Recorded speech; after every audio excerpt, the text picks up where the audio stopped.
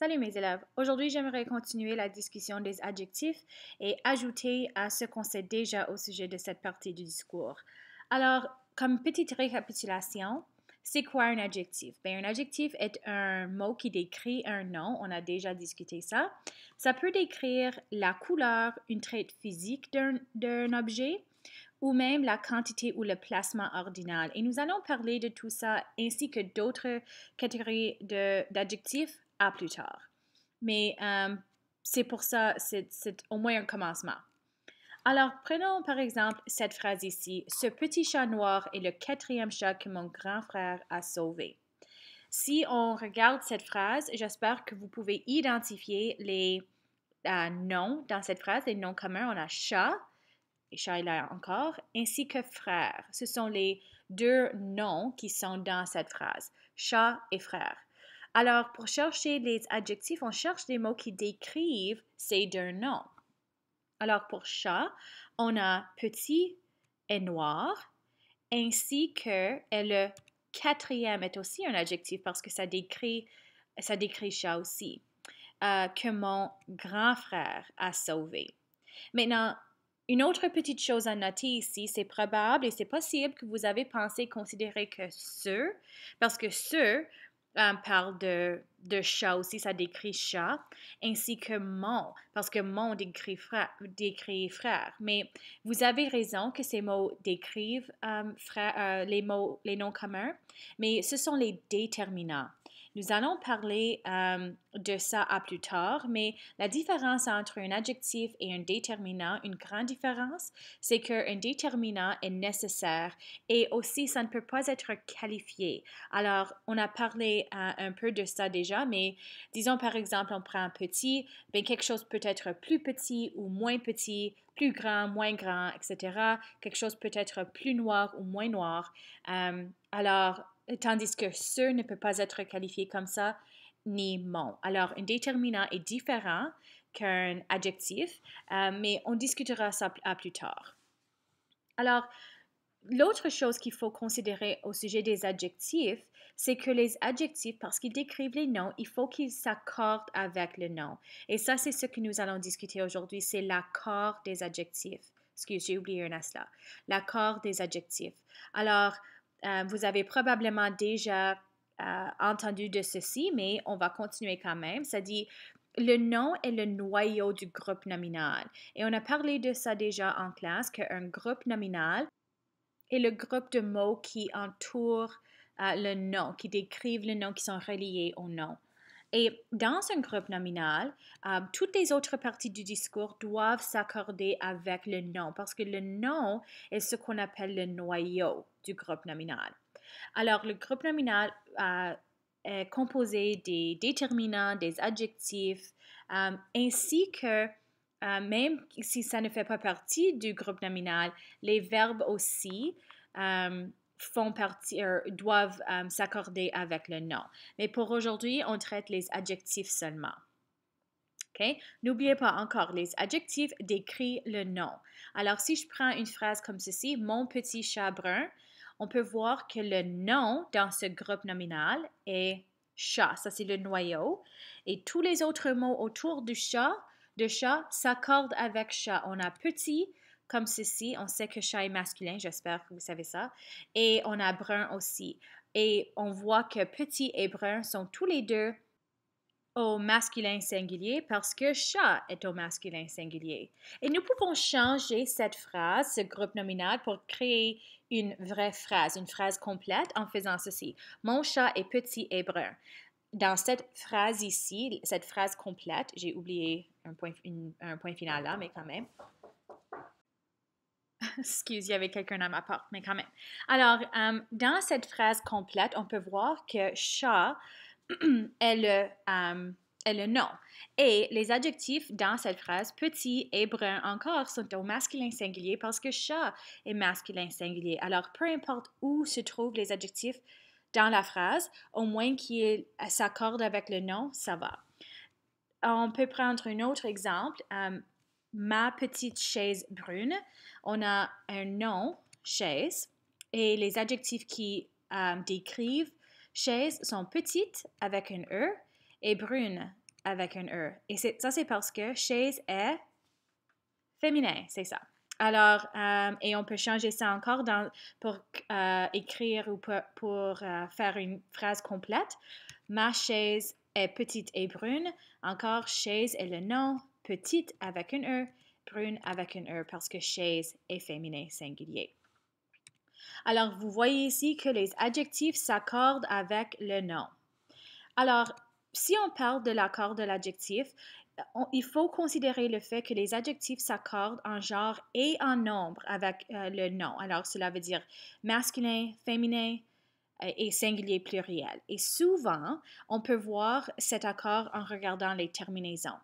Et je trouve que quand on commence à discuter l'accord des adjectifs, on parle souvent du fait que la version féminine est d'ajouter un E et la version pour identifier pluriel, on ajoute un S. Et ça, c'est vrai, oui, mais ce n'est pas tout à fait vrai. Il y a des autres exceptions. Alors, c'est ça qu'on a besoin de discuter maintenant. Alors, la majorité du temps, on peut mettre les adjectifs en une de quatre catégories, soit masculin singulier, féminin singulier, masculin pluriel, féminin pluriel. Alors, on voit souvent ces sortes de tableaux et la majorité des adjectifs ont jusqu'à 4 versions du même adjectif, dépendant sur le genre et le nombre. Alors, ce tableau est organisé avec les genres et un nombre ici. Alors, si on regarde ce tableau, nous pouvons voir, j'ai pigé 5 adjectifs au hasard, là, vert, bleu, amusant, épicé, joli, et j'ai mis les 4 versions de chacun de ces adjectifs. Alors, on a verte, bleu, amusante, épicé, joli pour féminin, vert avec un S, bleu avec un S, amusant S, etc. pour masculin pluriel, et vous voyez un ES à la fin pour féminin pluriel. Alors, les accords sont pour masculin, il n'y a pas vraiment d'accord, c'est la racine. Pour féminin singulier, on ajoute un E. Pour masculin pluriel, on ajoute un S. Et pour féminin pluriel, on ajoute un ES. Et ceci, comme j'ai dit, ça c'est pour la majorité du temps, mais il y a des exceptions, il y a des règles grammaticales qu'il faut considérer. Alors, voici les règles à considérer. Et il faut penser aux terminaisons, qui est la fin de l'adjectif. On vient juste de faire ça avec les noms. Regardez les terminaisons à des noms. Et maintenant, on fait la même chose avec les adjectifs. Alors, je vais vous montrer comme 5 ou 6 exemples des règles qu'il faut écrire dans vos notes et tout simplement apprendre. Alors, lorsque le masculin singulier d'un adjectif se termine en E, alors par exemple rouge, rose, jaune, j'ai choisi des couleurs parce que c'est ce qui est venu à ma tête. Alors, j'ai mis ces 3 adjectifs dans un tableau ici. Et prenez une seconde pour regarder le tableau et qu'est-ce que vous voyez est différent ici que dans la règle normale. J'espère que vous avez remarqué que les masculins et féminins, il n'y a pas de changement. Alors, on n'ajoute pas un E d'extra lorsque ça termine avec un E. Et c'est la même chose avec le pluriel. Ce n'est pas rouge ES, c'est rouge tout simplement avec un S. Alors, lorsque le masculin singulier se termine en E, il n'y a pas d'accord pour le féminin. On n'ajoute pas de E pour le féminin. Ça, c'est une règle. Une autre règle, lorsque le masculin singulier se termine en soit S ou X, par exemple, gris, encore, je pensais aux couleurs là, mais j'ai mis ce gris dans le tableau. Que remarquez-vous en termes de les accords? J'espère que vous avez remarqué que pour masculin singulier, gris, et masculin pluriel, gris. Il n'y a pas d'accord pour le masculin pluriel. Il n'y a pas de S d'extra là. C'est pas gris avec 2 S à la fin. Alors, lorsque ça termine avec S ou X, il n'y a pas de S ou X d'extra à la fin. Une autre règle.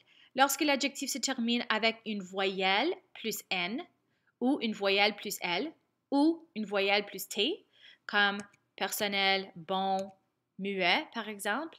J'ai mis ces adjectifs dans le tableau. Que remarquez-vous?